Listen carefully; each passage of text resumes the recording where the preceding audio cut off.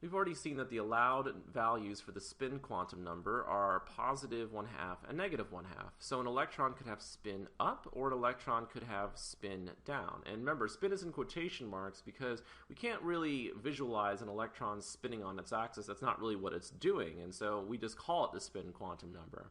And so let's say we have two electrons, and each of our electrons has spin up. So let me go ahead and draw that situation here. So we have two electrons with spin up. Well, an electron is a moving charge, right? Moving charges produce magnetic fields. And so an electron is really just a tiny magnet. And when you have two electrons with parallel spins, the magnetic fields of those electrons add together. So we call this situation paramagnetic. So this situation here is paramagnetic. The magnetic fields of the electrons add together. If you have a situation where you have one electron with spin up and one electron with spin down, the magnetic fields of those electrons cancel each other out. And so we call this situation diamagnetic. And let's get some better definitions for paramagnetic and diamagnetic. So let's move down to here and let's look at the definition for paramagnetic. So something that's paramagnetic has one or more unpaired electrons. So we talked about an example where we had two unpaired electrons. But of course, you could just have one unpaired electron, right? So that's like a tiny magnet with its own magnetic field.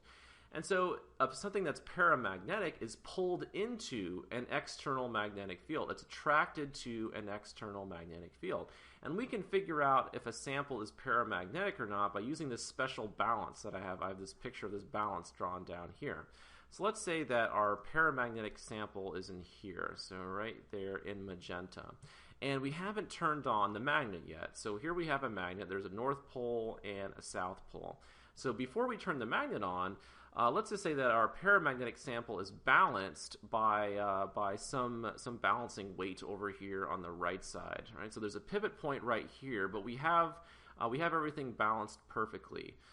Right? So let's now turn the magnet on. So we turn the magnet on, and the magnetic field lines go from north pole to the south pole like that. And if we have a paramagnetic sample, right, with one or more unpaired electrons, our paramagnetic sample is pulled into this external magnetic field that we've just turned on. And so this is pulled down, right? So this whole part is pulled down. And so let me go ahead and redraw it here. So this would be pulled down into the magnetic field. And so our paramagnetic sample, right, is pulled into the magnetic field. All right, what does that do to our balance? Well, of course, that's going to pull this side down, right? And so that's going to pull, and our balance is going to rotate about this axis, right? And so this part's going to go up, right? So just simple physics. And so this weight's going to go up. And so it's like our paramagnetic sample has gained weight. And of course, it hasn't gained weight. It's just experiencing a force. There's a magnetic force because it is a paramagnetic substance. And so this balance allows us to figure out if something is paramagnetic or not. Let's look at the definition for diamagnetic. So for diamagnetic, all electrons are paired, right? So if we have spin up, we have spin down, and so the magnetic fields cancel. And so a diamagnetic sample would not be attracted to an external magnetic field. Actually, it produces its own magnetic field in the opposite direction, so it's actually weakly repelled by an external magnetic field. So we have these two definitions, paramagnetic and diamagnetic, and we can figure out if atoms or ions are paramagnetic or diamagnetic by writing electron configurations. So let's look at a shortened version of the periodic table, and let's look at some elements, and let's figure out whether those elements are para or diamagnetic. Let's start with helium. So helium right here, we need to write the electron configuration for helium. So this would be 1s1, and then we get 1s2. So I'm assuming you already know how to write your electron configuration. So we have 1s2, which means we have two electrons in a 1s orbital. So here's our 1s orbital. We have two electrons, and they must be spin paired. Right? So the electrons are completely paired, and that means that helium is diamagnetic. So helium is diamagnetic. So helium atoms, I should say. Let's do carbon next. So let's find carbon. Let me change colors here. So here's carbon on the periodic table. If I wanted to write an electron configuration for carbon, well, it would be 1s2. Right? So I'll start 1s2, and then we have 2s2.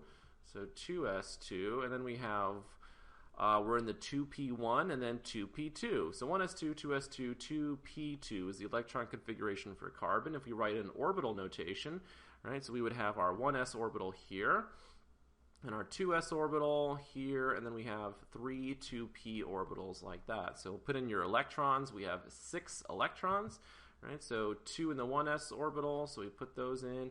2 in the 2s orbital, we put those in. And remember Hund's rule, right? We have 2 electrons in the p orbitals, but we don't pair those spins, right? We don't pair those spins. And so we have unpaired electrons, right? So we have unpaired electrons here for carbon when we draw out the orbital notation. And unpaired electrons means that carbon is paramagnetic. So carbon is paramagnetic, carbon atoms anyway. All right, let's do sodium next. So let's find sodium down here. So here's sodium. We need to write the electron configuration. All right, so that would be 1s2. So let's write 1s2 in here. 2s2. Then we have 2p6. So 2p1, 2p2, 2p3, 2p4, 2p5, 2p6. So 2p6. That takes us to the 3s orbital, right? And so 1 electron in the 3s orbital, so 3s1. So 1s2, 2s2, 2p6, 3s1 is the electron configuration for sodium. If we did that on our on an orbital notation, right, we would have 1s orbital, right? So we have 2 electrons in the 1s orbital. 2s orbital, we have 2 electrons in the 2s orbital. 2p orbitals. Right, we have 1, 2, 3, 4, 5, 6, and then we have 3s1, right? So we have the 3s orbital right here, 1 electron in the 3s orbital. Well, notice, right, 1 unpaired electron. An unpaired electron means paramagnetic. So sodium is paramagnetic, sodium atom anyway. All right, finally let's do sodium ion, so Na+.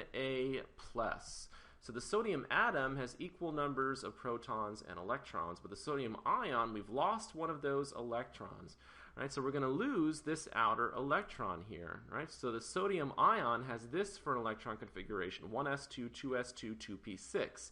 And so we lose this one electron. Notice for the ion, now we have all paired electrons, right? So everything here is paired. And if you have all paired electrons, we're talking about diamagnetic. So while the sodium atom is paramagnetic, the sodium, I misspelled that there, the sodium ion is diamagnetic. And so it's just about writing your electron configurations and thinking about the definitions for paramagnetic and diamagnetic.